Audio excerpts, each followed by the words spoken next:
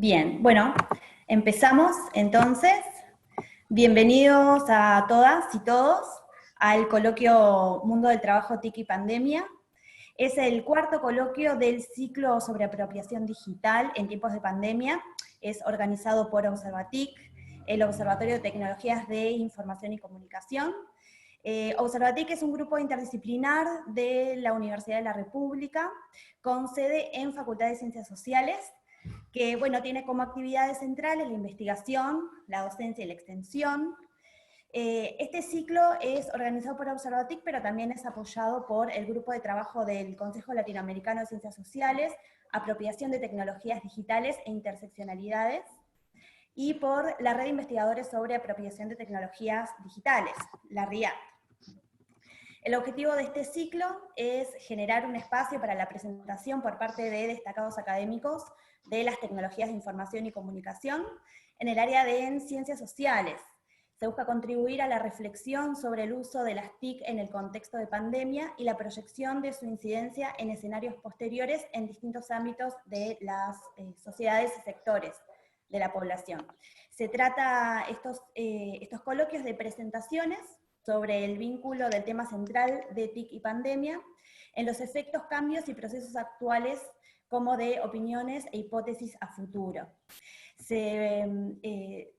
La idea es, bueno, ver si todo este contexto profundizará los procesos actuales previos a la pandemia, si se fortalecen y cuáles son, o si se debilitan, cuáles perduran y en qué sentido se puede esperar su evolución. ¿Sí? Bueno, le damos la palabra a Federico Rodríguez, que es quien va a estar moderando la instancia. Bien, bueno, muchas gracias Vicky por la introducción. La idea ahora un poquitito es que les pueda contar sobre quienes nos acompañan hoy. Yo en particular soy investigador en Observatic, y trabajo aparte como referente laboral en lo que es Anima, un bachillerato del sector tecnológico en la industria de tecnología. Y bueno, entonces ahí siempre hay una mezcla entre lo que es el mundo del trabajo, las tecnologías y la pandemia ahí ha permeado de diversas maneras, por eso también el interés particular en este panel. Nos acompañan Alejandro Artopoulos, decime si pronuncio mal, que puede ser, Kemli Gamacho y Ketrin Reilly. Alejandro es profesor y director del Centro de Innovación Pedagógica de la Universidad de San Andrés, es investigador SIC especializado en la sociología de la transformación digital, se interesa en plataformas, educación y desarrollo. Investiga plataformas en educación, EdTech, y en agricultura, lo que se conoce como AgTech. Autor de 3 libros y 34 artículos académicos, es profesor invitado en varias universidades como la UBA, Flaxo, UNICEN, UNSAM, UDELAR y la Universidad Pedagógica Nacional de Colombia. Consultor en el BID y fue consejero asesor del Plan Conectar Igualdad, que es de One Laptop per Child en Argentina, consultor de UNESCO, BID, PNUD, Intel, Samsung, OIT y Ministerio de Educación y Ciencia y Tecnología. Kemli es cofundadora y actual coordinadora general de la cooperativa Azula Batsu, una empresa asociativa autogestionaria que trabaja en el tema de las tecnologías digitales para el desarrollo local y que a su vez impulsa, apoya y promueve el desarrollo de emprendimientos colaborativos de base tecnológica orientado a la resolución de problemas sociales. Kemli además es investigador y docente en la Universidad de Costa Rica y el Instituto Tecnológico de Costa Rica. Actualmente es vicepresidenta de la Junta Directiva de la Cámara de Tecnología de la Información y la Comunicación de Costa Rica y miembro asociado de Comisionado de Telecomunicaciones de Centroamérica. Ketrin Reilly es profesora asociada en la Facultad de Comunicación de la Universidad Simón Fraser. Su trabajo explora el impacto de las tecnologías de la información y la comunicación en los procesos políticos y sociales en América Latina. Actualmente lidera un proyecto sobre auditoría ciudadana de datos en colaboración con organizaciones sociales e investigadores en 6 países de América Latina. El proyecto establecerá criterios ciudadanos para evaluar el uso privado de los datos personales, los cuales van más allá de los criterios gubernamentales y comerciales estándar como la privacidad, la seguridad, la rentabilidad y la gestión de riesgos. También investiga la idea del Platform Developmentalism, que es la aplicación de la política gubernamental a la gestión estratégica del capitalismo de plataforma para el logro de objetivos sociales. Ese es como un panorama general de quienes nos acompañan hoy. Y bueno, la idea es poder como hacer 3 bloques. en un primer bloque hacer una exploración un poquito más general, después en un segundo bloque hacer otra iteración, y en el tercero ir recogiendo las preguntas que ustedes van a poder ir dejando en el chat mismo de acá de la plataforma Zoom. La idea es que después quienes nos acompañan de Observatic puedan hacer para este tercer bloque una sistematización de esas preguntas y que quienes nos acompañan puedan contestarlas. Entonces el primer paraguas de conversación para el primer bloque tiene las preguntas de cuáles son las consecuencias de la pandemia dentro del mundo de trabajo y las TIC.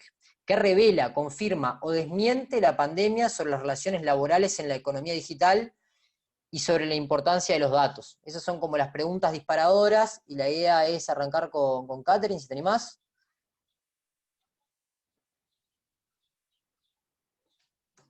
Excelente, gracias. Buenas tardes a todos y a todas. Bien, yo voy a hablar sobre, bueno, primero muchísimas gracias para la oportunidad de compartir algunas ideas con ustedes hoy. Es realmente un placer estar aquí acompañada con personas tan interesantes y ojalá interesados. Yo voy a hablar hoy sobre la heteromación y la pandemia. Y quiero hablar sobre la heteromación porque este concepto creo que es no muy conocido, pero hace la relación entre relaciones laborales y las TICs, y creo que lo hace de una forma interesante. Entonces voy a empezar por hablar sobre qué es la heteromación y luego lo voy a aplicar a mi realidad de la pandemia. Tengo que decir que participo desde Canadá y mi experiencia de la pandemia es de Canadá y de una realidad, un contexto bastante diferente a lo suyo.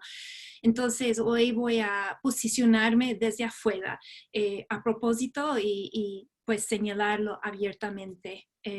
Yo estoy consciente de que mi presentación de hoy no refleja necesariamente la realidad de América Latina. Bueno, nosotros experimentamos a veces la mágica del Internet como si fuera un milagro, ¿verdad? La información, por ejemplo, gratis en línea parece ser una suerte de milagro. Tal vez no tanto ahora, pero hace 15 años, hace 20 años sí, fue algo muy novedoso. Podemos acceder a todos los libros de Google Books en línea gratismente. Podemos acceder a todos los archivos del New York Times gratismente y parece ser como realmente increíble poder hacerlo. Y es aún más así cuando consideramos la calidad de los textos originarios. Este es el texto original del la primera publicación del New York Times de 1851 y casi no se puede leer porque la calidad es tan baja. Pero ahora podemos leer todos estos contenidos gracias a su traducción al formato digital y lo podemos hacer gratis. Hay una gran pregunta aquí, hay como que rompecabezas aquí implícito, porque ¿cómo es posible tener algo tan difícil de traducir a formato digital disponible de forma gratis? Porque implica un montón de labor hacer esa traducción. ¿Cómo se puede hacer? Y la respuesta es, muchas veces las personas, cuando pregunto eso a mis estudiantes, por ejemplo, me dicen, no, es por la mágica de las computadoras, porque lo pueden hacer automáticamente, la inteligencia artificial usando OCR se puede traducir al formato digital, pero eso no es cierto.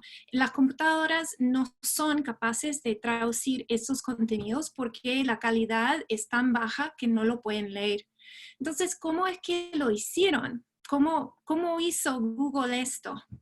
Pues la respuesta es que ustedes lo hicieron. Ustedes hicieron el trabajo de traducir esto a formato digital y lo hicieron cada vez que llenaron una reCAPTCHA. Cada vez que traducieron esta palabra muy chota, morning o overlooks, a texto, teclado, estuvieron haciendo el trabajo de traducir esos contenidos al formato digital. De hecho, este truco del labor escondido es muy importante en la economía digital. reCAPTCHA lo usó para digitalizar todos los libros de Google, el archivo de New York Times. Luego Google empezó a usarlo para reconocer los letreros en Google Streets.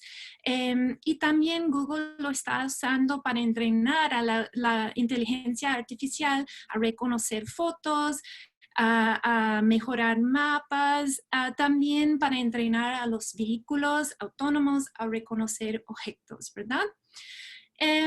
Entonces, Irani tiene un concepto muy interesante y es el concepto del conserje de datos. Y este concepto marca una diferencia entre el discurso de la la magia o el milagro de los algoritmos que está promovido por un lado por Google o por otras empresas de tecnología digital, con, por el otro lado, la realidad del trabajo humano como conserje de datos. Y este concepto conserje es una palabra del español de los Estados Unidos, me parece a mí, no sé si circula mucho, pero es janitor en inglés. Y un janitor, un conserje, la palabra implica que son personas invisibles, que no son valorados por el trabajo que hace, aunque el trabajo es esencial e importante para el mantenimiento de servicios que todos usamos, ¿verdad? Ahora, con base en este concepto, Ekpia y Nardi introducen la palabra heteromación y hacen una distinción entre la heteromación y la automación. Tenemos la idea de que el trabajo se va a reemplazar por el labor automatizado, ¿verdad? Que son procesos realizados por máquinas sin intervención humana. Pero Irani, Ekpia y Nardi nos introducen la idea de que no es tan así, ¿verdad? Que en realidad son sistemas heteromáticos en donde sistemas técnicos funcionan gracias a la mediación de miles de actores, usuarios o funcionarios heterogéneos que muchas veces son invisibles y no son compensados por el trabajo que contribuyen al mantenimiento del sistema. Bien, este concepto describe mucho de lo que vemos en el mundo digital, en la economía digital, y lo que quiero hacer ahora es relacionarlo a unos procesos que estamos viendo en la pandemia. Es cierto, como decía Victoria, tenemos procesos ya existentes, ¿verdad? Que están siendo transformados tal vez o acelerados por las condiciones de la pandemia. Y creo que la heteromación es uno de esos conceptos, ¿verdad? Ya existía desde hace mucho tiempo, pero creo que la pandemia crea condiciones que aceleran la expansión de sistemas heteromáticos.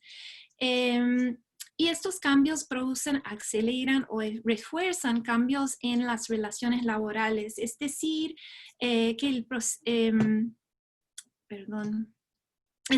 aceleran el proceso de desplazar labores hacia usuarios sin compensación mientras centralizan el valor ganado gracias a ese trabajo, ¿verdad?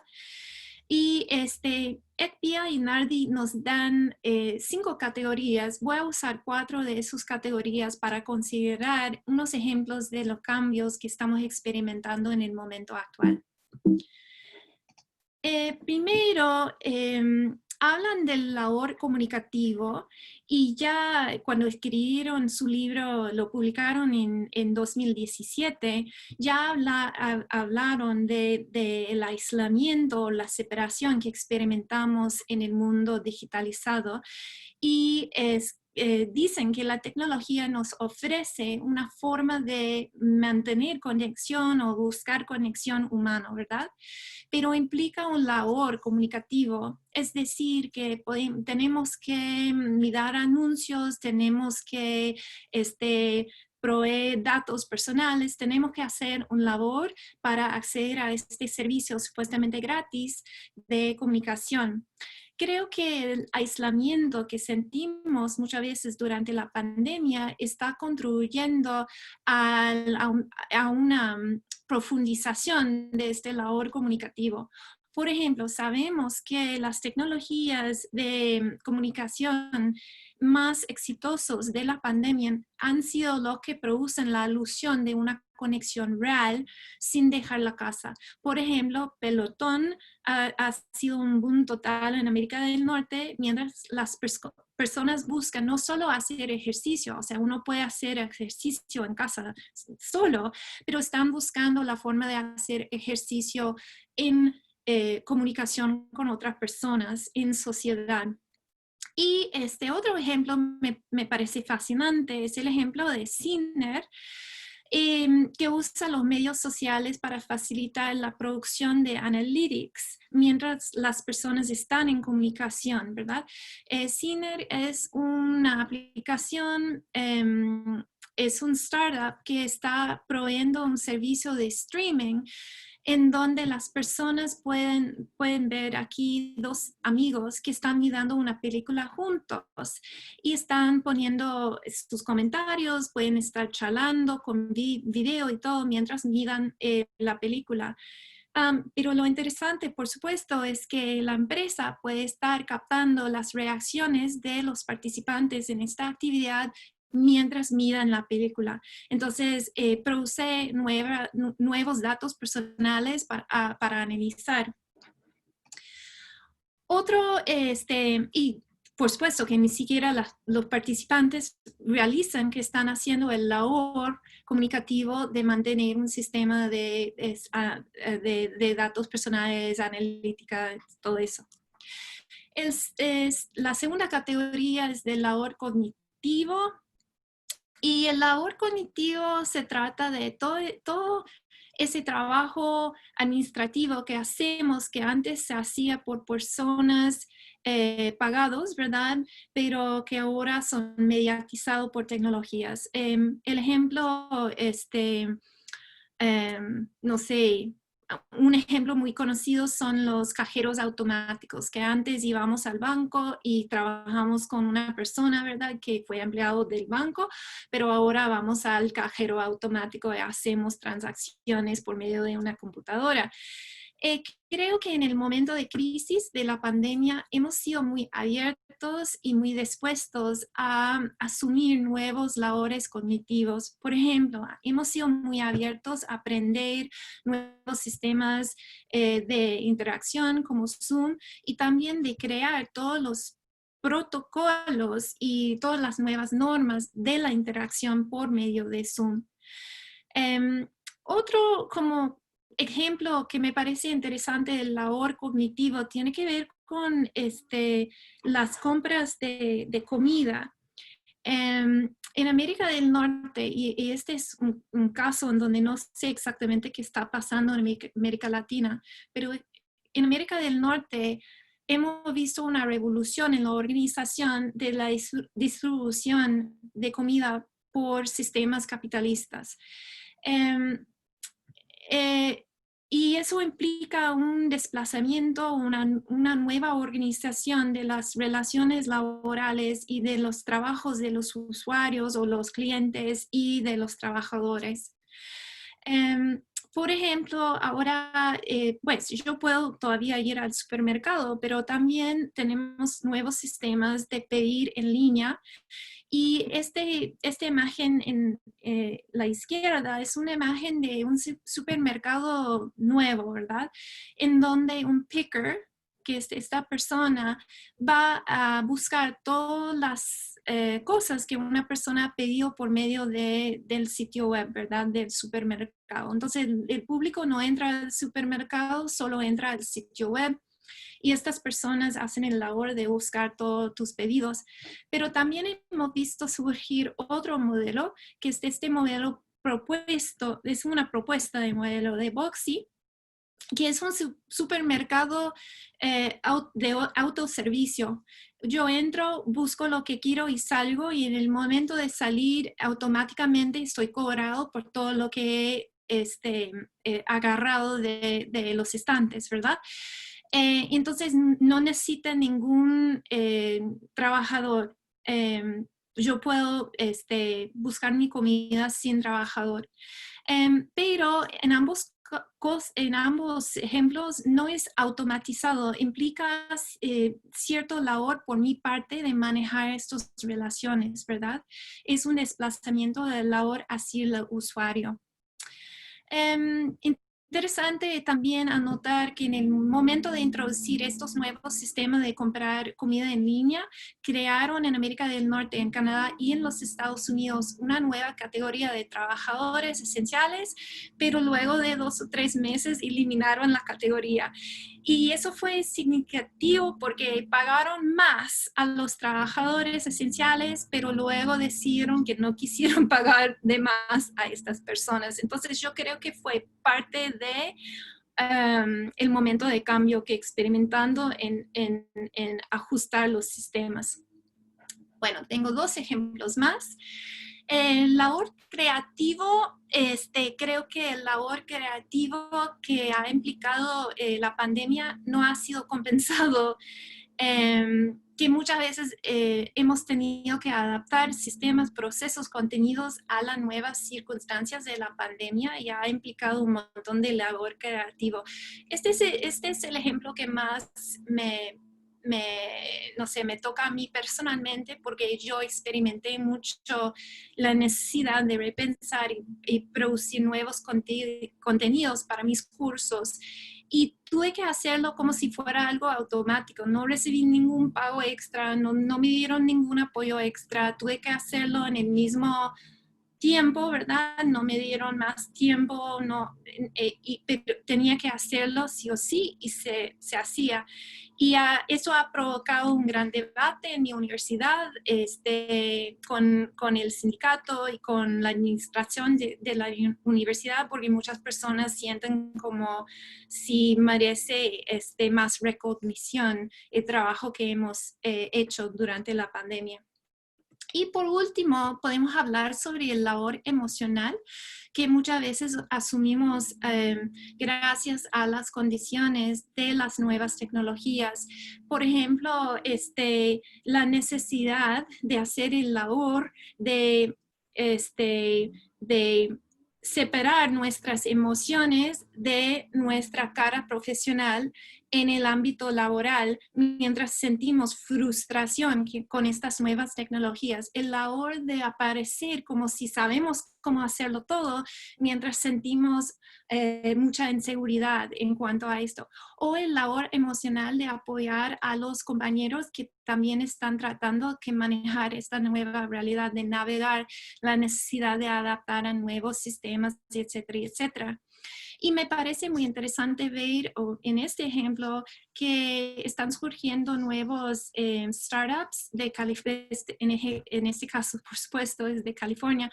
Este startup que se llama Walkabout, lo que hace es proveer un nuevo workspace para mediatizar la productividad, porque reconocen el problema del aislamiento y la tristeza que eso provoca y la sensación de no estar parte de un equipo durante la pandemia. Entonces la idea de Walkabout es crear la sensación de estar parte de un equipo y dentro de un espacio con otras personas mientras estás en casa.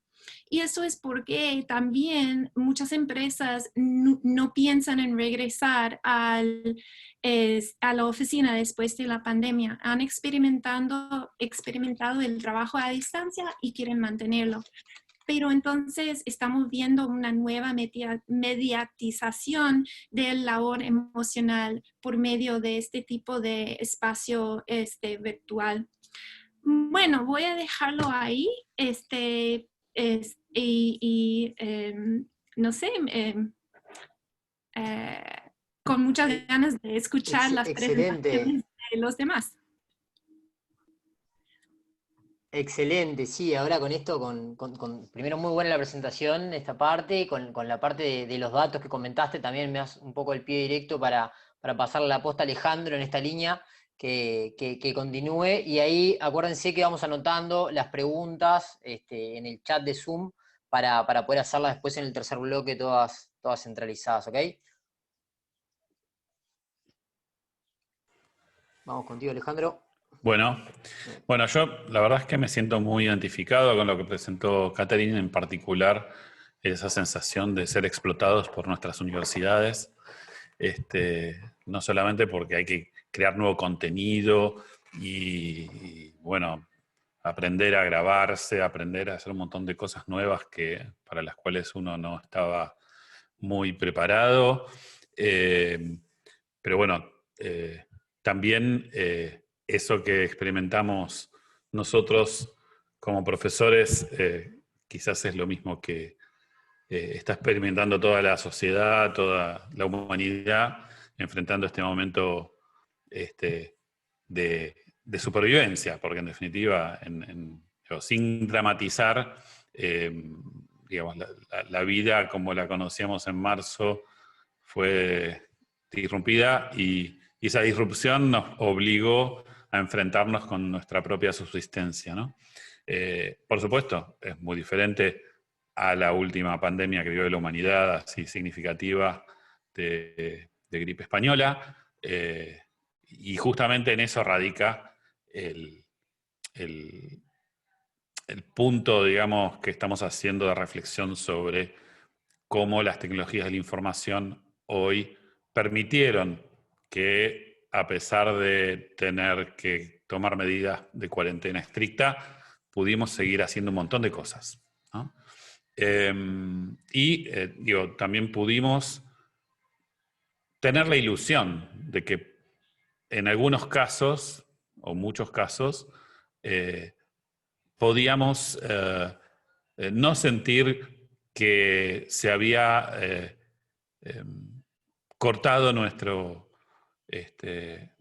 vínculo, no se había cortado nuestra continuidad, o en la enseñanza, por eso hablamos de continuidad educativa, continuidad pedagógica o académica, pero también en muchas otras cuestiones más esenciales, como los lazos afectivos, el acceso al abastecimiento para nuestros alimentos, es decir, bueno, tanto el teletrabajo como el comercio electrónico estuvieron cumpliendo un rol que nos dieron la ilusión de que podíamos seguir haciendo lo mismo que hacíamos antes de una forma nueva. Y yo creo que ahí es donde radica gran parte de nuestros problemas. Esta creencia de que, bueno, podemos seguir haciendo lo mismo. Por ejemplo, en el caso de la enseñanza, tenemos la ilusión de que el Zoom reemplaza a la clase presencial, cuando claramente no es el caso. Y hemos generado por esa confusión mucho estrés, hemos generado hasta diría locura en algunos casos, y bueno, por lo tanto no estamos modulando nuestra forma de utilizar la tecnología para poder generar mejores experiencias. Lo hemos hecho a la fuerza y lo hemos hecho, creo, de una forma muy poco sensible, muy poco cuidada de lo que, muchos de los que estamos en este campo consideramos debe ser tomado en cuenta, ¿no? Pero bueno, eso es lo que sucedió, y como es lo que sucedió y somos científicos sociales, tenemos que debernos a la evidencia de qué es lo que está pasando hoy y sacar conclusiones de eso. Lo que está pasando hoy es que la mayoría de la gente está agotada por esto que pasó y está deseando fervientemente que la vacuna funcione para dejar esta situación que yo califico de, una piedra en el zapato. Y no una piedrita, una piedra. Entonces, bueno, les voy a compartir la pantalla ahora con unas láminas que tengo preparadas a partir, digamos, de diferentes experiencias y en algunos casos algunas investigaciones, más bien aplicadas, no son investigaciones muy serias, pero que creo al fragor, digamos, de esta lucha denodada de pandemia, permitieron avanzar un poco en entender qué es lo que está pasando, ¿no? Lo titulo Límites de la plataformización del trabajo, y parte del asunto viene dado justamente por experiencias de asistir a algunas instituciones en el proceso de transición, ¿no? De tratar de que esa transición sea menos dañina de lo que parece ser. Entonces, el primer punto que quiero hacer es justamente, esta confusión está dada por una cuestión, creo, colectiva, de que en realidad vivimos estos avances de la tecnología de los últimos 50 años como una continuación de las revoluciones industriales, ¿no? O sea, como tercera revolución industrial, cuarta revolución industrial.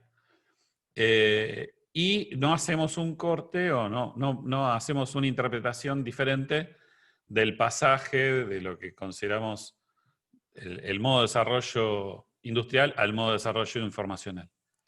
En la tercera, en este gráfico, en la tercera, lo que llama la tercera revolución industrial, ¿no? Y yo creo que eso está dado porque en general triunfan ciertos tipos de pensamiento dogmáticos, de mercado o no de mercado, pero dogmáticos, en el cual no hay diferencias en esta modulización de los modos de desarrollo. Entonces, las formas de interpretar esto es, bueno, es más mecanización o más informatización, si se quiere, o más digitalización, pero no otra cosa.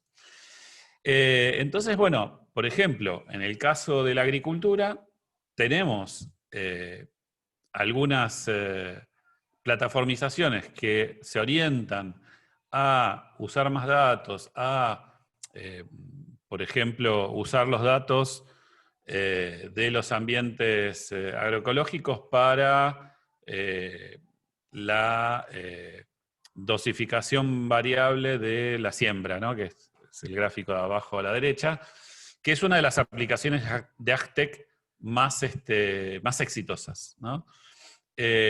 Ahora, el éxito de esa aplicación no es informacional o informática, digo, es mecánica, porque pudieron resolver el problema de cómo se escupe la semilla. Y en definitiva, cuando vamos a ver la realidad de la oficina de hoy, nos encontramos con este tipo de sinsentidos, ¿no? O sea, esta es una carta enviada a un editor de bienestar en el trabajo, en un medio que se llama The Cat, en donde la persona que escribió dice, mi jefe quiere que esté en Zoom todo el día, ¿sí? Es decir, esto mismo que decíamos respecto del profesor universitario que transfiere su clase presencial de forma mecánica a el Zoom, bueno, lo mismo le pasó al jefe de esta pobre chica, en la cual le dice, ahora todo el mundo prende Zoom a las 9 de la mañana y lo apaga a las 18, ¿no? Bueno, no les voy a hacer el spoiler del artículo, lo pueden leer online, pero en definitiva es una tragedia de la pandemia. ¿Por qué? Digo, uno podría decir, bueno, porque ese tipo de control autoritario, verticalista, etcétera, no debería ser existiendo, pero en realidad no es por eso solamente, porque en realidad no son solo problemas humanos los que enfrentamos, sino lo que estamos enfrentando es la interpretación humana de cómo se usan las tecnologías. Y uno de los principales temas que surgió durante esta pandemia es lo que se llama la fatiga del Zoom. La verificación de que la gente en Zoom está más estresada, más angustiada y más enajenada comparado con el contacto presencial, el contacto cara a cara, físico o visual. Entonces, de cercanía, digamos. Entonces, digo, esto fue un tema en medios especializados, pero no pasó de ahí. Digo, esto no hizo mella en ningún tipo de especialistas en teletrabajo, no hizo mella en ningún tipo de especialistas en educación online, digamos, en e-learning. Digo, no lo encontramos en ningún lado. Es un tema que quedó sepultado entre la maraña de la ansiedad por la vacuna, ¿no? Entonces, este para mí es un tema fundamental, central. ¿Por qué? Porque cuando analizamos lo que sucedió es que cuando empezó la pandemia teníamos esta dicotomía, ¿sí? Por un lado el email, por el otro lado el Zoom.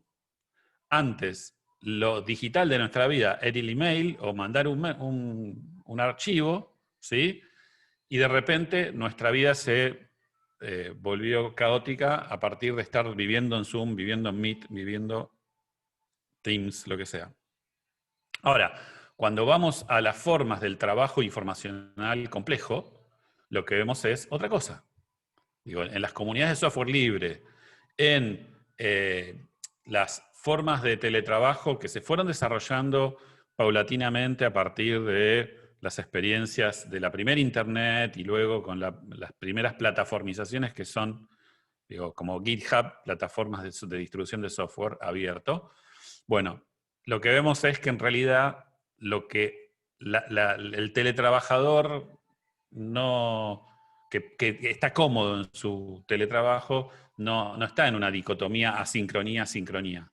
Está en una situación intermedia, en donde empieza a hacer sincronía colaborativa o asincronía coordinada, y el nirvana de todo esto, que es la sincronía instantánea, ¿sí? Que son las formas de trabajo habitual cuando los teletrabajadores bajan sus defensas de no digitalizar su trabajo íntimo y se abren a la confianza de espacios de trabajo colaborativo. Ahora, esos espacios de trabajo colaborativo, como dije, vienen del software libre, vienen de pares, de gente que colaboraba entre pares, ¿sí? No en espacios asimétricos de trabajo en donde el jefe te quiere ver en Zoom.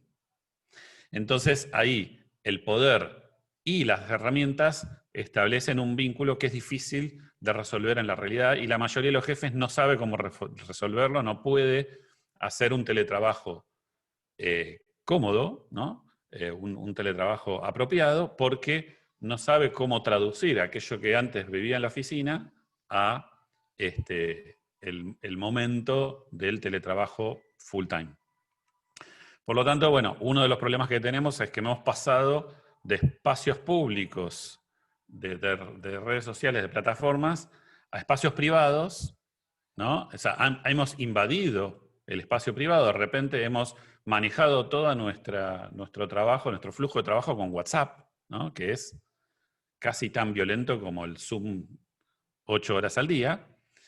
Y no hemos podido construir espacios colaborativos, organizacionales, que sean más o menos simétricos, más o menos asimétricos, pero en donde haya acuerdos que se vayan estabilizando. Por lo tanto, bueno, no sé cómo ando de tiempo, Federico.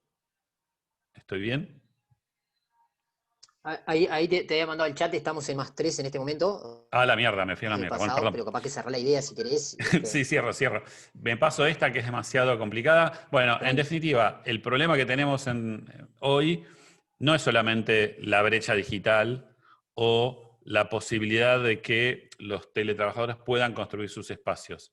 También el problema que tenemos es que la mayoría de los espacios institucionales no han decidido cómo avanzar hacia esos espacios de teletrabajo.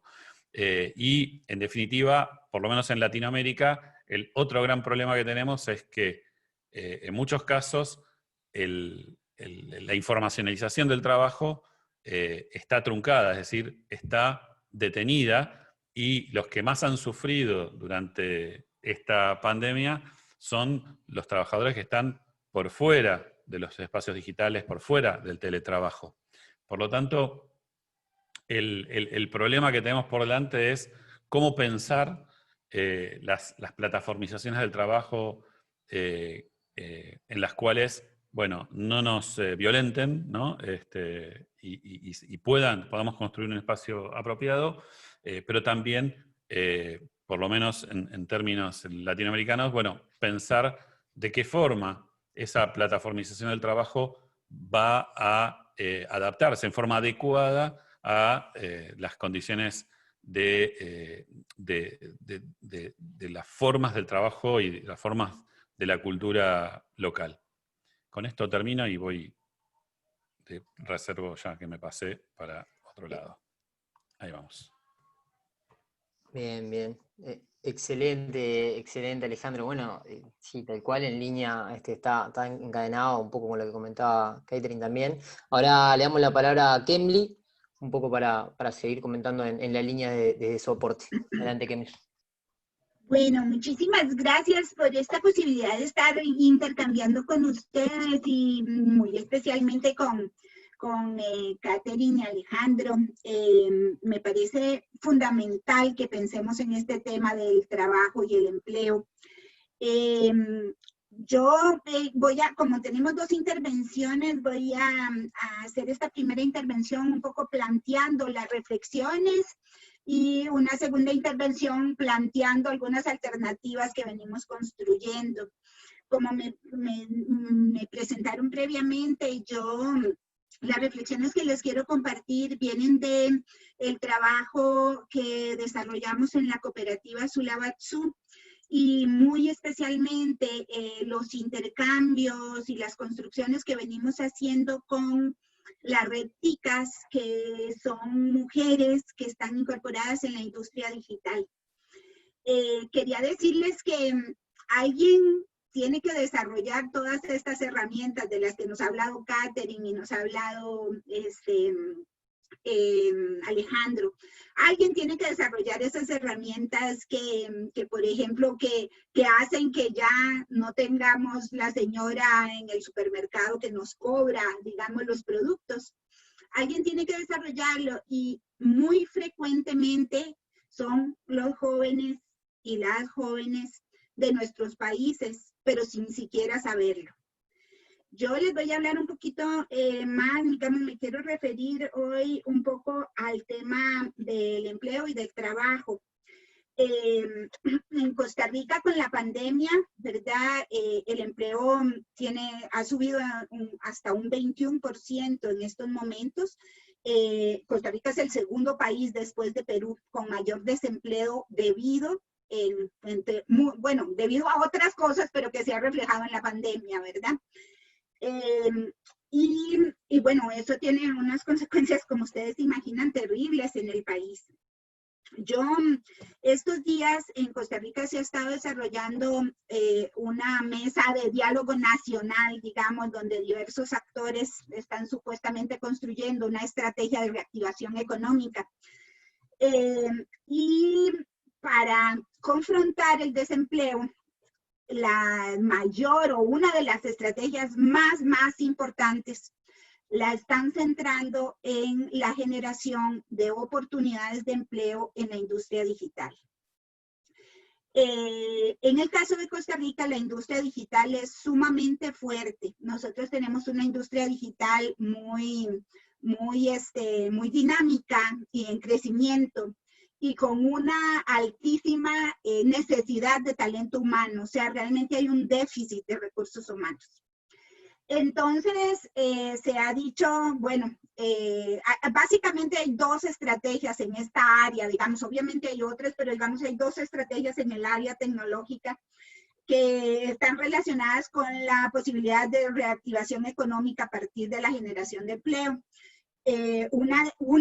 Digamos, la primera está en la necesidad de satisfacer esa alta demanda que tienen las empresas tecnológicas de talento humano. Esa es una primera. La segunda es lo que se ha llamado, y creo que en casi todos nuestros países latinoamericanos también está esta estrategia que se llama la estrategia de transformación digital de las empresas ya existentes, ¿verdad? Que es un poco transformar con tecnología, hacer más eficientes, generar más herramientas tecnológicas de comercialización, de mercadeo, etcétera, ¿verdad? Y también agilizar los procesos productivos, etcétera, a partir de la transformación digital. yo me quiero referir un poco a esta estrategia de generar talento humano para la gran empresa, para la empresa tecnológica. En Costa Rica nosotros podríamos decir que por un lado, bueno, una cosa muy importante, las empresas tecnológicas han sido las grandes ganadoras en la pandemia, ¿verdad? No solo la GAFA, ¿verdad? La GAFA que es Google, Amazon, Facebook, Apple y Alibaba, ¿verdad? No solo ellas, digamos, han tenido una enorme, indescriptible casi acumulación de capital, sino también las empresas tecnológicas que están situadas en mi país, pero creo que en muchos otros países donde también, digamos, el sector digital es muy dinámico. Nosotros tenemos, por un lado, empresas multinacionales ubicadas en grandes zonas francas que demandan una cantidad de talento humano muy importante. En segundo lugar, tenemos empresas nacionales, también bastante importantes, ellas más bien medianas, pequeñas, pero que básicamente su negocio está en el outsourcing, o sea, en generar las aplicaciones que requieren esas empresas que Catherine nos contaba hace un ratito, o en generar los códigos necesarios para que eso funcione, ¿verdad? O sea, a eso se dedican nuestras empresas de tecnología.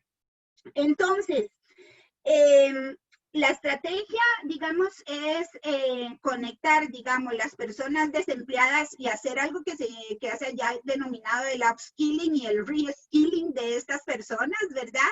O sea, generarles las capacidades necesarias para que puedan incorporarse, digamos, como talento humano en estas empresas tecnológicas que tienen esa demanda. Ahora, esto pareciera todo bien, ¿verdad? Si solamente reflexionamos desde el punto de vista del desarrollo de un país basado en el empleo. Y yo creo que aquí, digamos, tenemos que ir afinando el lápiz. En primer lugar, porque estas empresas tecnológicas, en realidad, no contribuyen con tecnología al desarrollo de Costa Rica.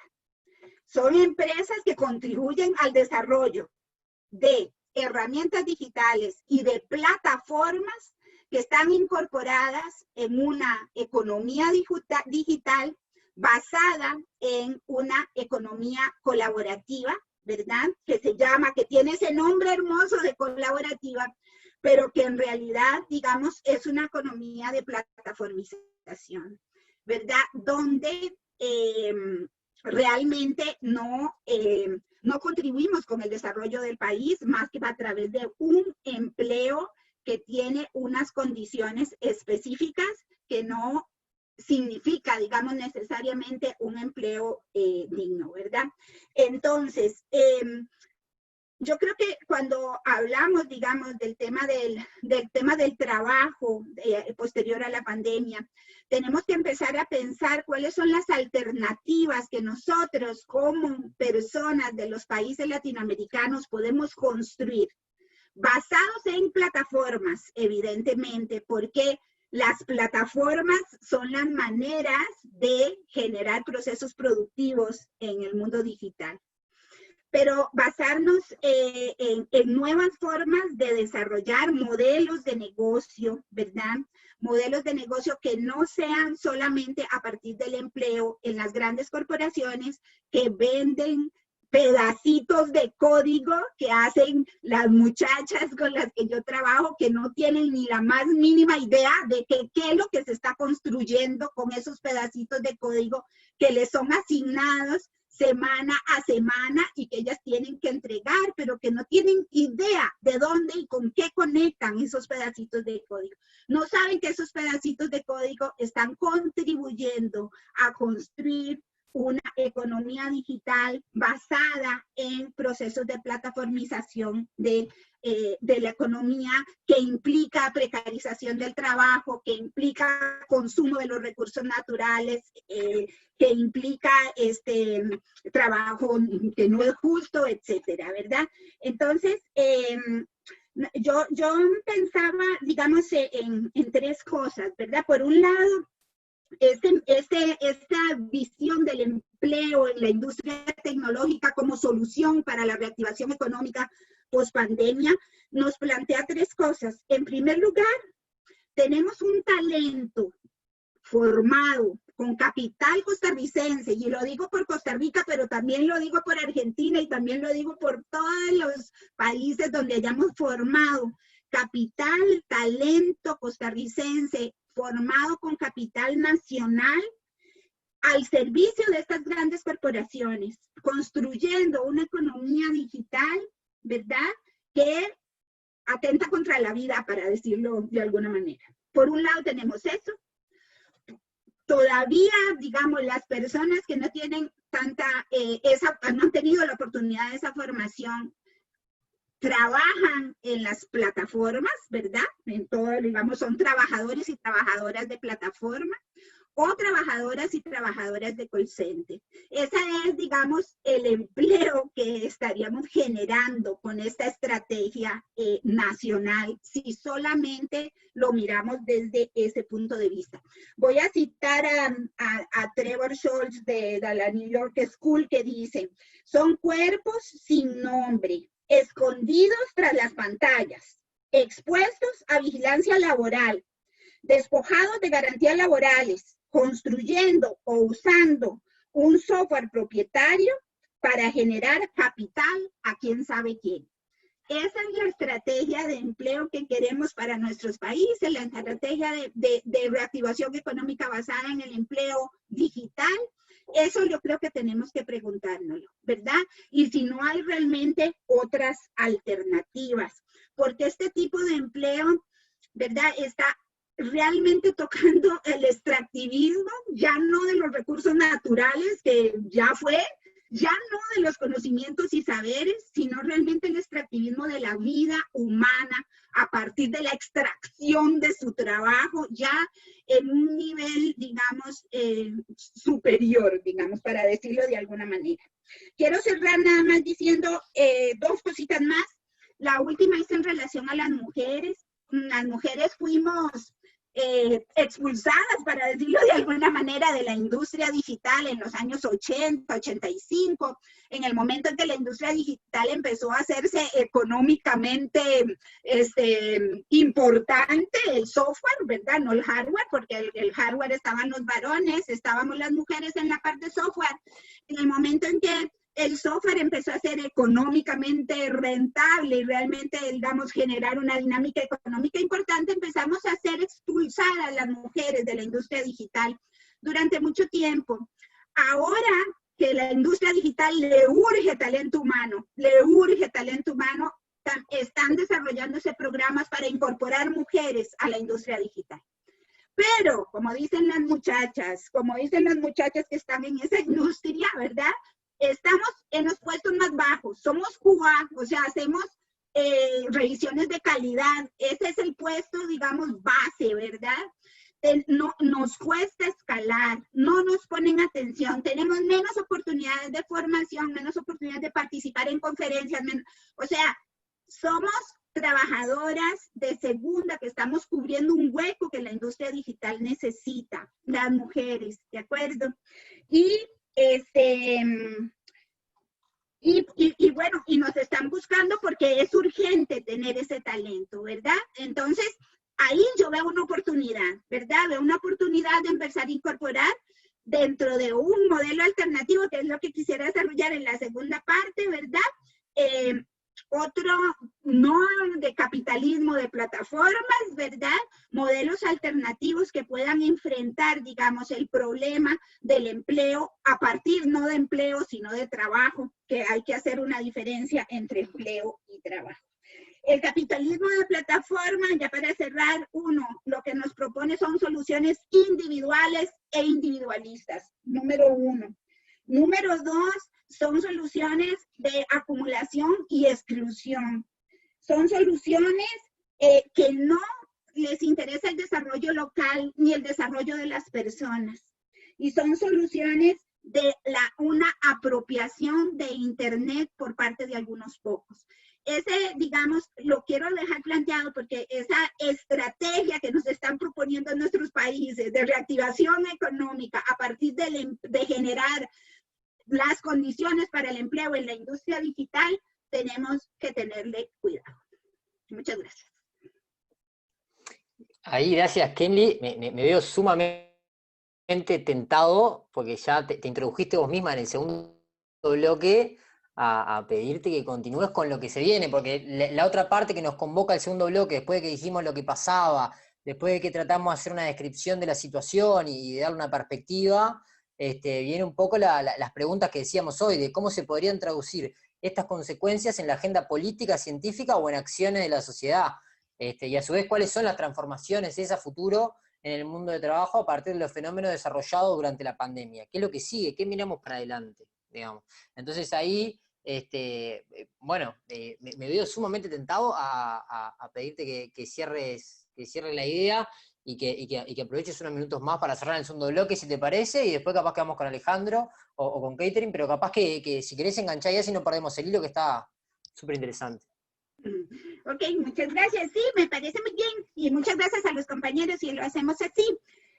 Bueno, basado en la economía colaborativa, porque yo creo que hay que revisitar el tema de la economía colaborativa.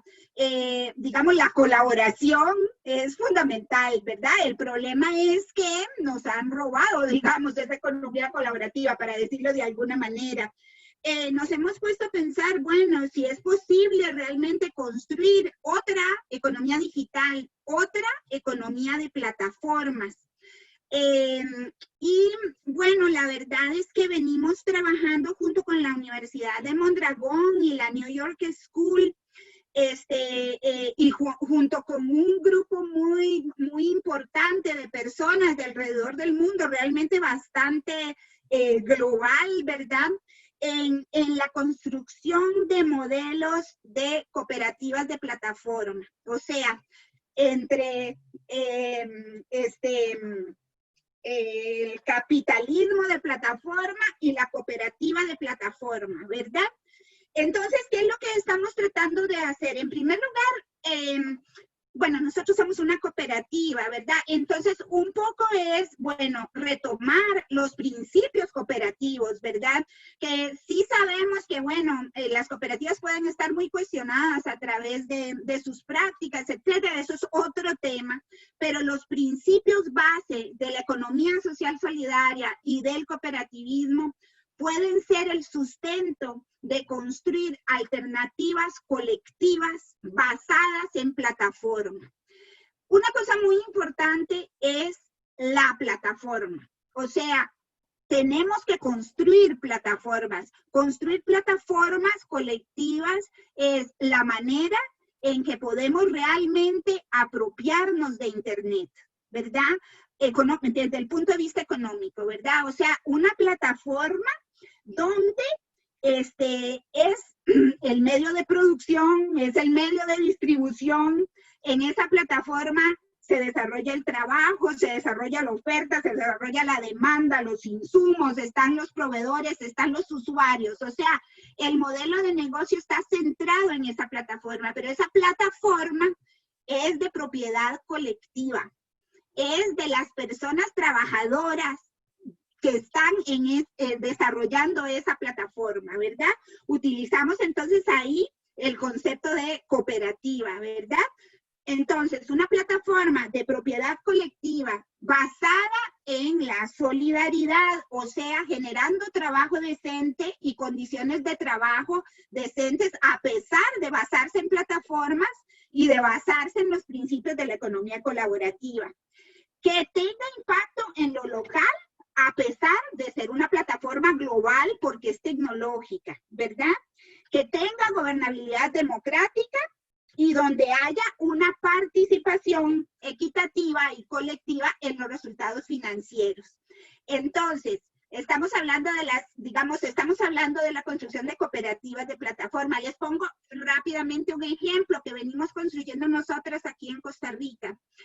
Las muchachas que salen de los colegios técnicos profesionales de Costa Rica, es un nivel técnico intermedio, es un nivel técnico antes de ir a la universidad, y salen formadas en software, salen formadas en redes, salen formadas en electrónica, etcétera, ¿verdad?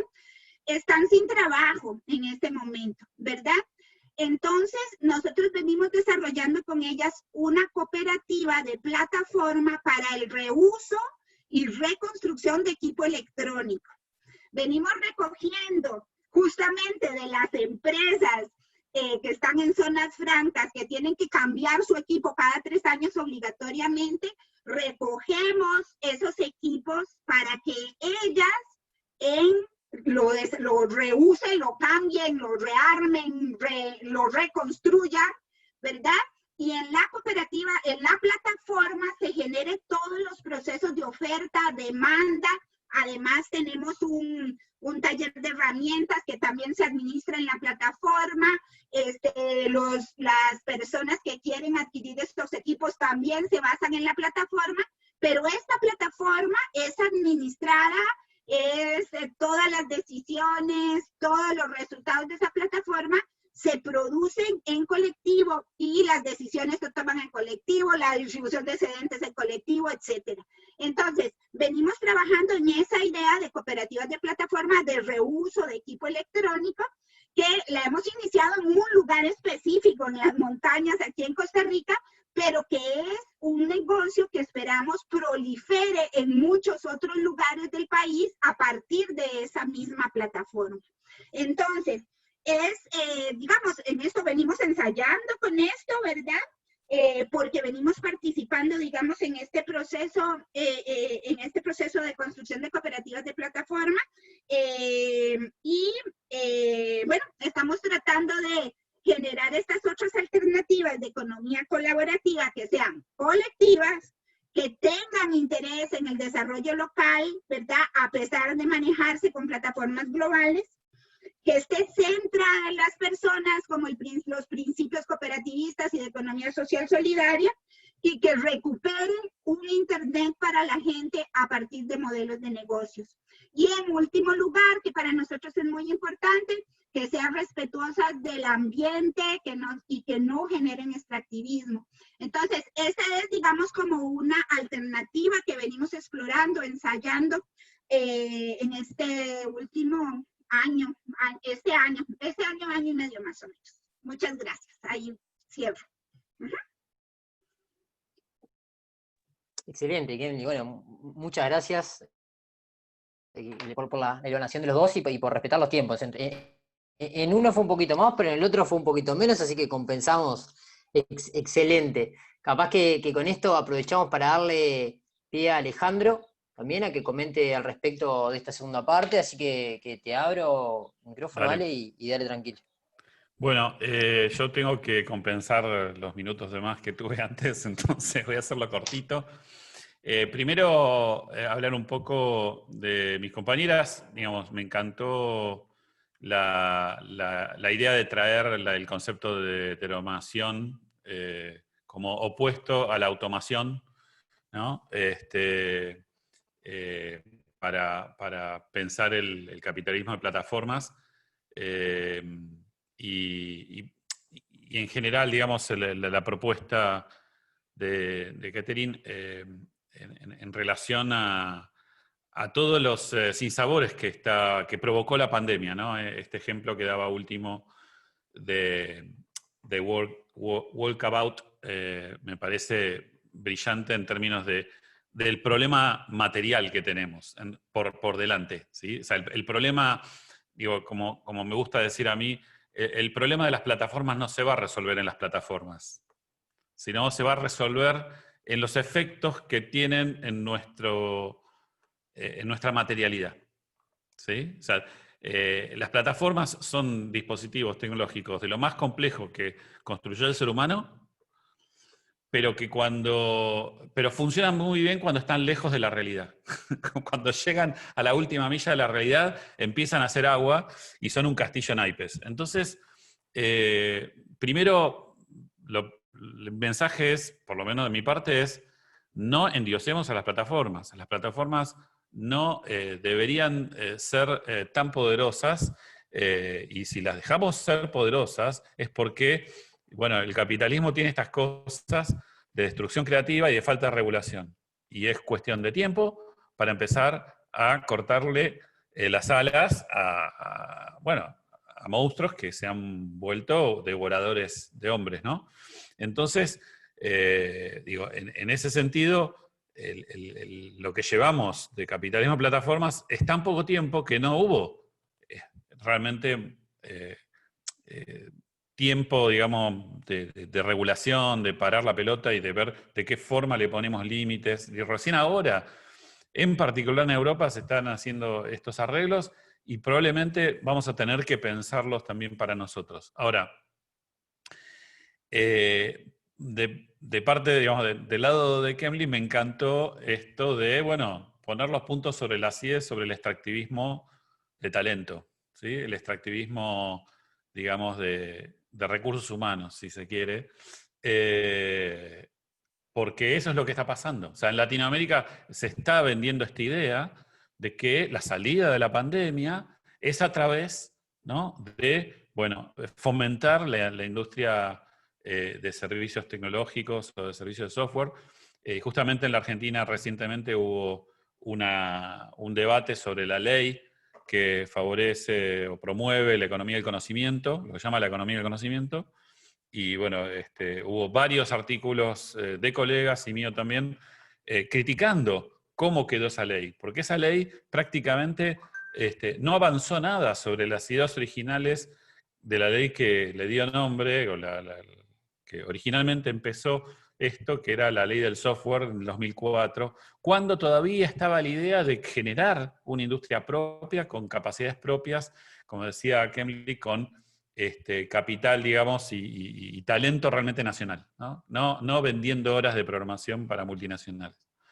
Entonces, ahí, una de las cosas que creo que, y ahí acá me voy a poner un poco picante, es, yo creo que aparte de ponerle límites a las plataformas, llevándolas a la realidad, el otro tema es que no, digo, me parece perfecto que experimentemos con cooperativas, pero en realidad nuestro problema, digo, como región, pero también me parece que es un problema generalmente, digamos, de todos los países que tienen fuertes estrategias de mercado y no tienen muchas estrategias estatales, se olvidan de la base de las pequeñas y medianas empresas. O sea, hoy, para mí, el principal problema que tenemos es que tenemos una base de experiencia en arreglos o formas de trabajo colaborativo entre pares, digamos,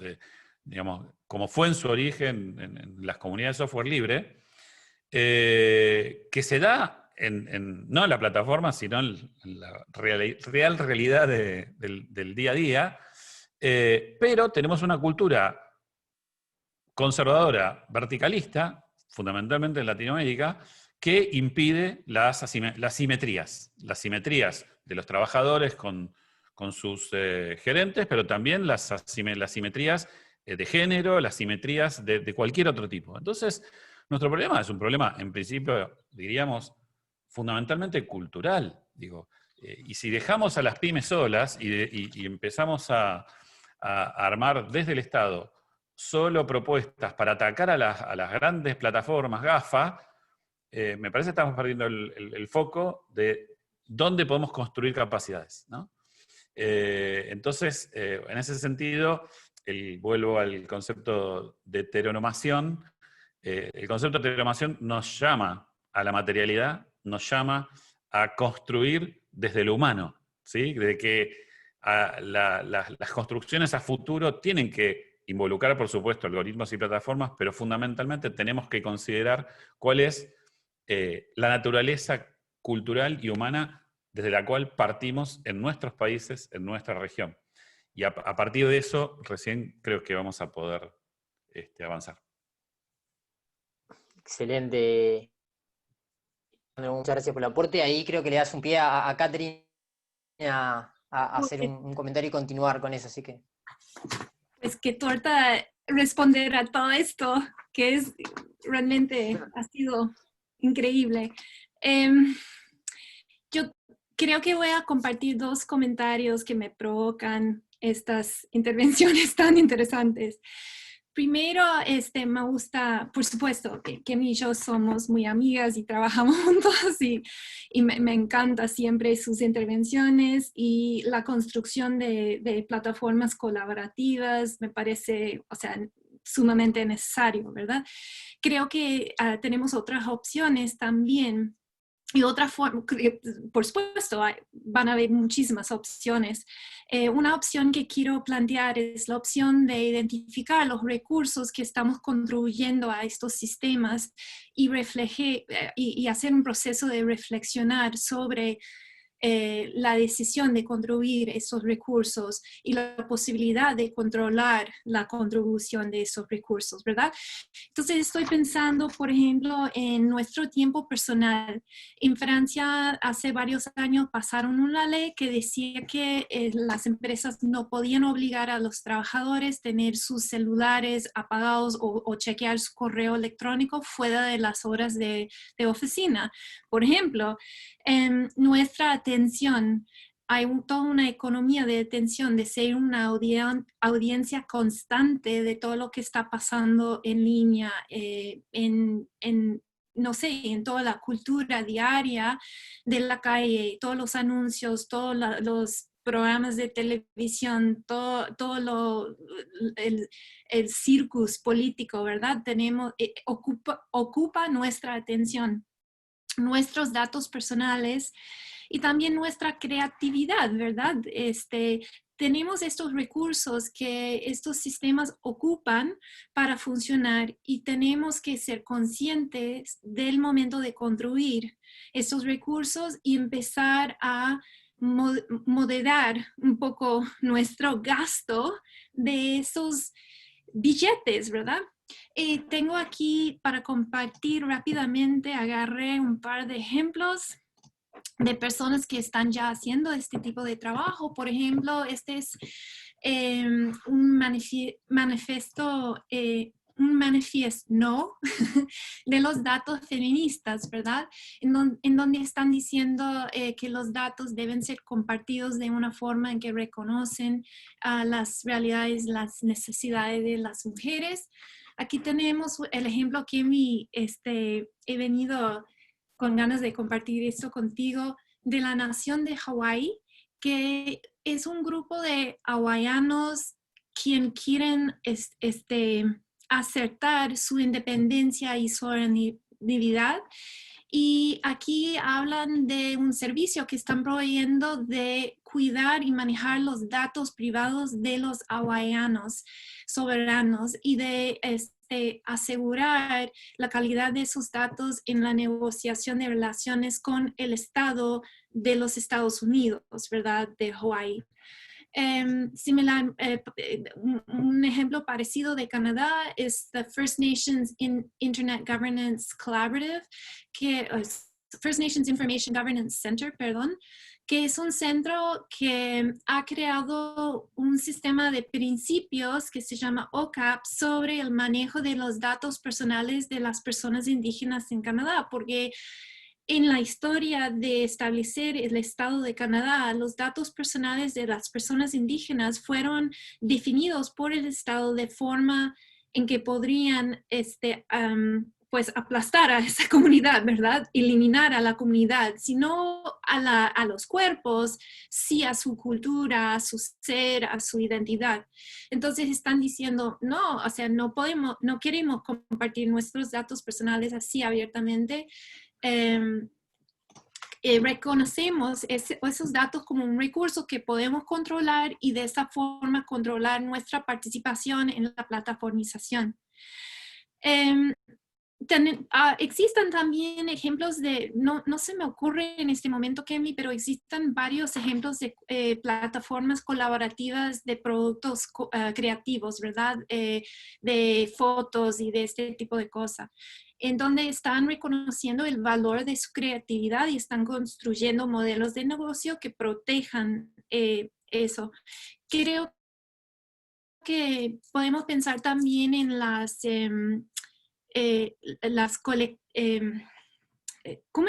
fiduciarias de datos que se están construyendo para proteger a los datos de los usuarios de las plataformas comerciales, que es otro modelo, ¿verdad? O sea, si van a existir plataformas como Google o Facebook, por lo menos podemos formar, no sé, construcciones legales que nos protejan, que nos dan forma de invertir esos datos inteligentemente como comunidad. A la vez, quiero reconocer lo que decía Alejandro sobre los gobiernos y el problema del capitalismo hegemónico de América Latina. Y eso es una citación de una persona que no me ocurre su nombre en este momento, pero básicamente el hecho de que las empresas latinoamericanas muchas veces controlan la política pública y evitan la creación de políticas públicas que pueden ayudar. El ejemplo que realmente me explota la cabeza es un ejemplo de Chile, en donde el gobierno quería pasar una nueva ley para facilitar la innovación, la inversión en la innovación por el sector privado, y el mismo sector privado totalmente pasaron la ley, pero el sector privado en Chile no lo gustó para nada, no quería tener impuestos que tenían que contribuir a la inversión en la nueva industria, y lo aplazaron, ¿verdad? O sea, no dejaron que funcionara esa ley. Y no logro entenderlo, fue por su propio beneficio, ¿verdad? No logro entenderlo, pero creo que es también muy importante buscar la forma en que los gobiernos pueden pasar política pública. Eso es lo que yo llamo el desarrollismo de plataformas, ¿verdad? Necesitamos una nueva política industrial de plataformización, en donde los gobiernos forman políticas públicas que facilitan o crean las condiciones para la creación de industrias plataformizadas que sirven a la comunidad, ¿verdad? O que sirven al crecimiento de la economía nacional, lo que sea. Algo por esa línea. Y ahí voy a dejar. ¿Me permiten, antes de ir a las preguntas, responderle a Kathleen por qué Sí, los claro. empresarios latinoamericanos no quieren hacer investigación y desarrollo?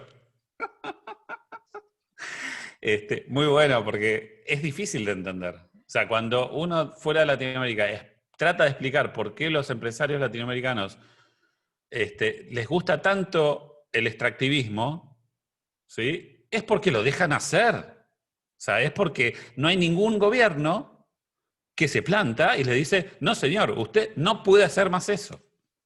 Porque, por ejemplo, hay un caso particular que me gustaría citar, que es la industria salmonera en Chile, que fue importada, toda la tecnología fue importada en Noruega, ¿no? Fue como implantada por el Estado.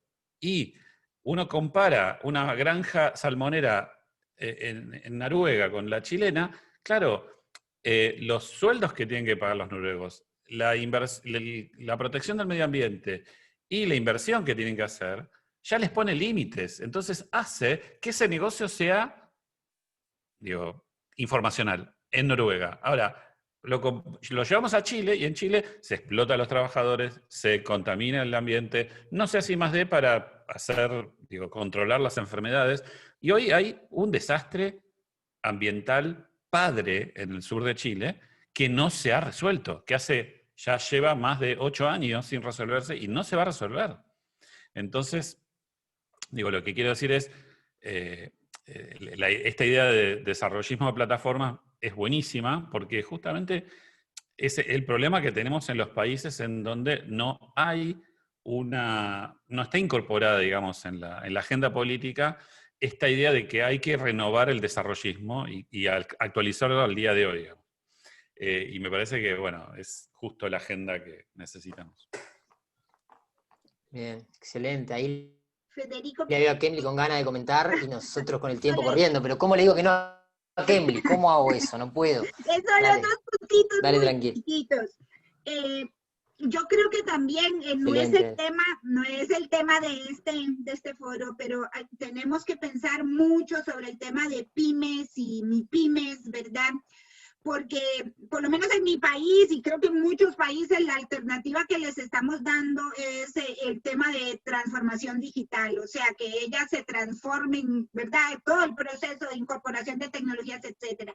No es el tema de este foro, pero yo sí quiero dejarlo planteado porque es algo que deberíamos de discutir. Si esa es la alternativa para pymes y MIPYMES, nuestras economías, por lo menos la mía, funciona sobre la base de pymes y MIPYMES. Y la alternativa que los estados les están dando es transfórmense con tecnología. Esa es la alternativa que les están dando. Entonces quería decir eso. Y lo segundo, las cooperativas de plataforma no creo jamás que compitan con las plataformas, con el capitalismo de plataforma, mucho menos. Pero es una manera, y también quiero empujar la reflexión de todos quienes estamos participando aquí sobre el tema de la conexión entre economía social y solidaria y economía digital. Hay muy pocas universidades trabajando sobre este tema, haciendo investigación, diseñando modelos empresariales de economía digital con economía social solidaria. Entonces creo que tenemos que empujar en Latinoamérica también esta investigación, acción sobre esa conexión de estas dos áreas de la economía. O dos áreas, bueno, dos partes de la economía que me parece que tienen que estar conectadas para generar alternativas. Gracias. Y ya no, ya. Bueno, muchas gracias, Kelly. A vos, súper buen el aporte. Los MIPYMES y pymes da para conversar. Acá en Uruguay pasa exactamente igual, representa una gran proporción y creo que en varios países de América Latina pasa lo mismo, así que da para conversar largo y tendido. Yo lo que quiero ahora es, yo personalmente agradecerles a los que están y darle la palabra a Vicky, que va a pasar una de las preguntas y a darle como un cierre a este espacio. Así que muchas gracias.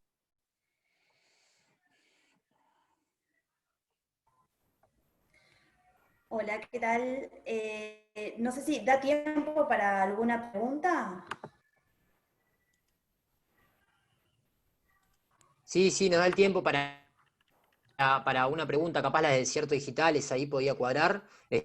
Tenemos unos 6 minutos, si nos pasamos 3, que arrancamos un poquito tarde. ¿Vos tenés por ahí la pregunta bien, Fede?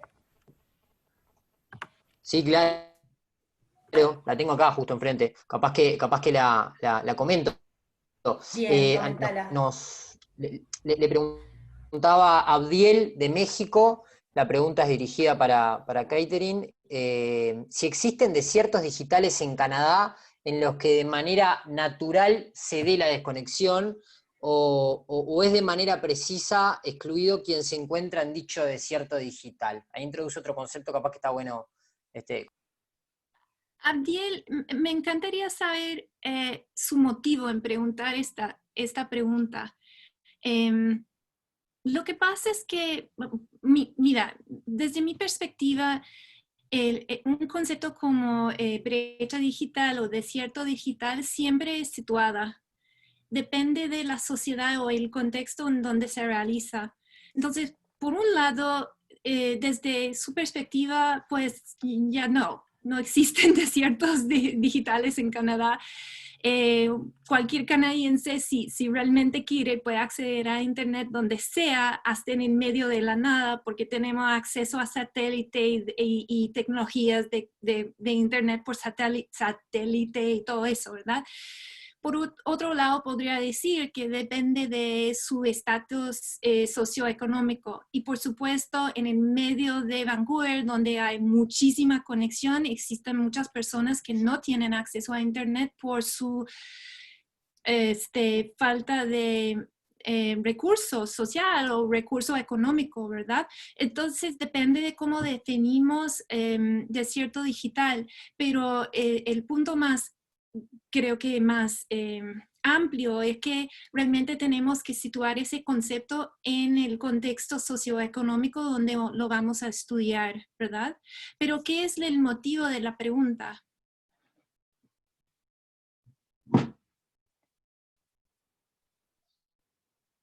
No sé. Bien. Ahí, Sí, todavía. no sé, Abdiel, capaz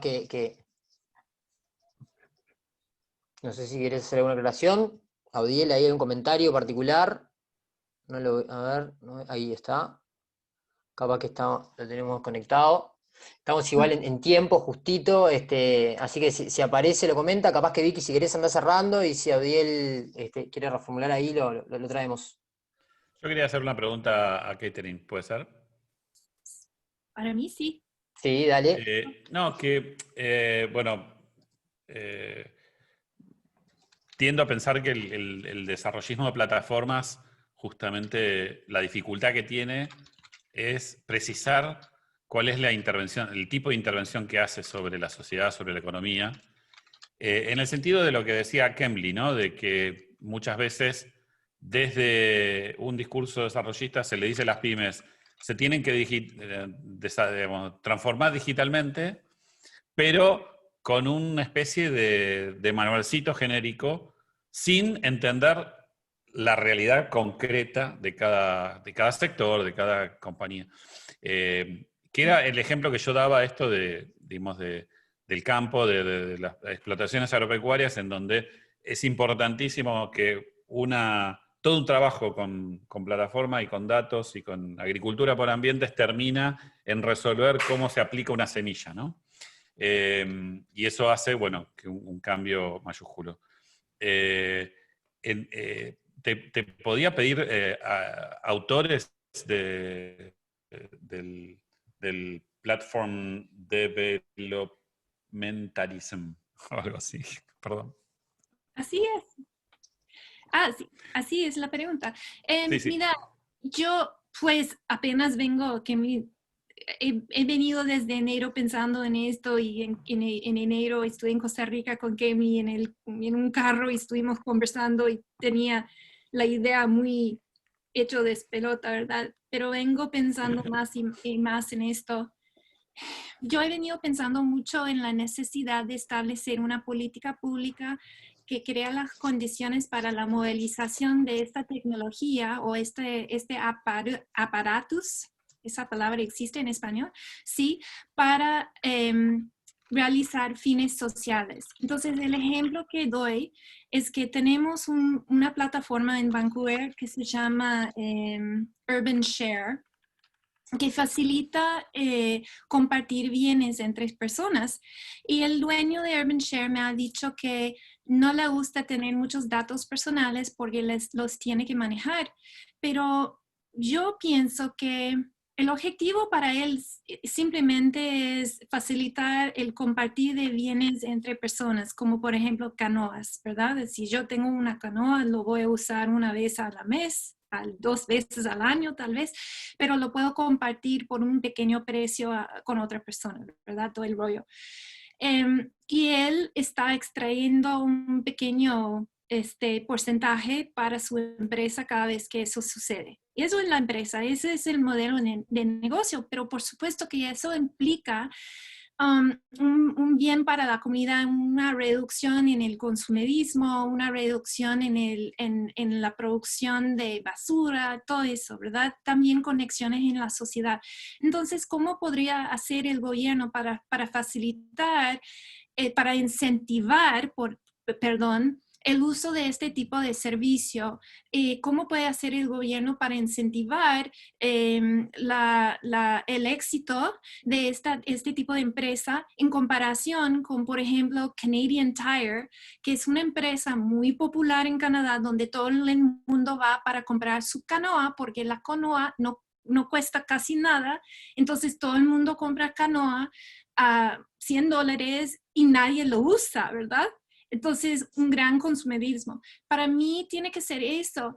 Y entonces yo vengo pensando, ok, si vamos a incentivar, ¿cómo podemos usar los datos mismos como un recurso, un valor en la comunidad, como la forma de incentivar a las personas, ¿verdad? Si el gobierno puede crear un contexto de datos que remite a la incentivación de ciertas actividades y la desincentivación de otras actividades en el contexto de la política industrial. No sé si, o sea, estoy pensando en voz alta, ¿verdad? Pero básicamente es esa idea. Bien, Bien, excelente. bien. Creo, Perfecto, gracias. Excelente. Bueno, agradecemos entonces a Catherine, a Kemli y a Alejandro por la participación y a todos y todas quienes asistieron al coloquio. Ha sido sin duda una instancia muy enriquecedora para comprender qué ocurre con el uso de las TIC y bueno, cuál ha sido el rol de las TIC en el mundo del trabajo en este contexto de pandemia. Bueno, para seguir reflexionando, ¿no? Investigando, avanzando, todos quienes estamos interesados en todos estos procesos. Aprovecho también para anunciar el próximo coloquio del ciclo de Observatic, que se denomina Personas Mayores, TIC y Pandemia. Tendrá lugar el próximo martes 17 de noviembre, en el horario de las 18 horas a 19:30. El coloquio va a tener como objetivo reflexionar en torno a las implicancias que la pandemia ha tenido en la valoración de los usos y apropiaciones de las TIC por parte de las personas mayores, y de qué manera ha puesto de relieve la relevancia que ellas tienen en la vida cotidiana, en las esferas económicas, sociales y culturales. Así que bueno, gracias a todas y a todos. Damos por cerrado entonces el coloquio de hoy, si les parece bien.